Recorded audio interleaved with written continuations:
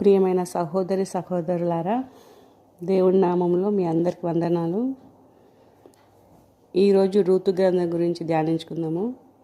బెత్లెహేములో కరువు కలగగా నయోమి కుటుంబము బెత్లెహేము నుండి మోయాబు దేశానికి వెళ్ళింది.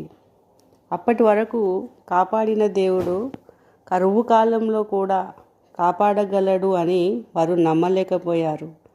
నిజానికి వారు విడిచిపెట్టింది బెత్లెహేం మాత్రమే కాదు కానీ సర్వశక్తిమంతుడైన దేవుని తోడుని. వారికి మోయాబులో ఆహారం దొరికిందేమో కానీ నయోమి భర్త, 2 కుమారులు చనిపోయారు. అయితే నయోమి మరలా బెత్లెహేంలో ఆహారం దొరుకుతుంది అని విని ప్రయాణమైనప్పుడు తన కోడలైన రూతు మోయాబు దేశాన్ని, తన వారిని అందరిని విడిచిపెట్టి నయోమితో బెత్లెహేముకు రావడానికి ఇష్టపడింది. వాస్తవానికి నయోమి మళ్ళీ దేవుడు బెత్లెహేంని దర్శించాడు అనే స్వార్థంతో రావాలనుకుంది.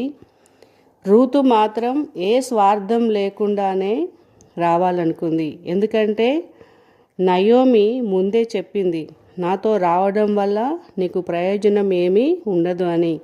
అయినప్పటికీ కూడా రూతు మాత్రం నీ జనమే నా జనము, నీ దేవుడే నా దేవుడు, ఇది మాత్రమే చాలని చెప్పింది.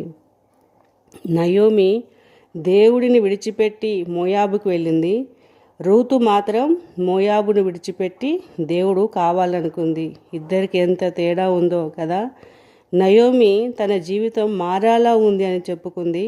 మోయాబుని విడిచి వచ్చిన రూతుని మాత్రం దేవుడు యేసుక్రీస్తు వంశావళిలోకి చేర్చాడు. వాస్తవానికి రూతు 10 తరముల వరకు శపించబడిన మోయాబీల వంశీరాలు. శాపగ్రస్తమైన జీవితాలను ఆశీర్వాదకరంగా మార్చగల దేవుడు మనం నమ్ముకున్న మన దేవుడు. విశ్వాసులంగా మనము కూడా దేవునికి ప్రథమ స్థానాన్ని ఇస్తే మన జీవితాలను దేవుడు మార్చగలడు. ధనం, ఉద్యోగం, ఆస్తులు, పేరు ప్రఖ్యాతలు మన జీవితాలను మార్చలేవు, మనల్ని బ్రతికించలేవు. దేవుడు మాత్రమే మన జీవనానికి మూలము.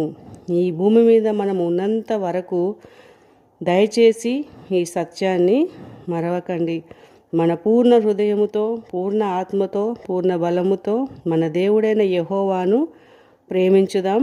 మన జీవితాలను ఆశీర్వాదకరంగా మార్చుకుందాం. పరిశుద్ధాత్మ ప్రేరేపణతో మీ సహోదరి.